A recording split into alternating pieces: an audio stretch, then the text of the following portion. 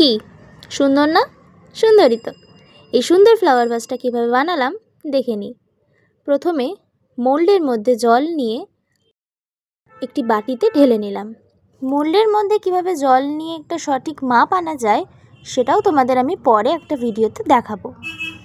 এখন দেখো কিভাবে ভাসটা বানাচ্ছি। ওই জলটার মধ্যে আস্তে আস্তে আমরা জিপসাম পাউডার মেশাবো। এখানে আমি গ্রিন কালারের জিপসাম পাউডার ইউজ করেছি। এখানে কোনো রকম পিডি টিন্ট কালার বা অ্যাক্রিলিক কালার কিচ্ছুই ব্যবহার করিনি।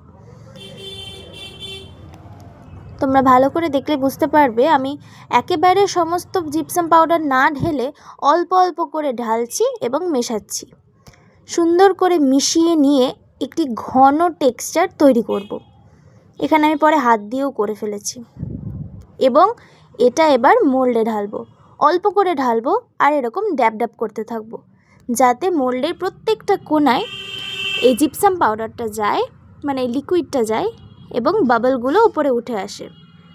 এই যে এটাই ফাইনাল লুক। এখানে দেখো বাবল ফ্রি একটা ফ্লাওয়ার ভাস রেডি।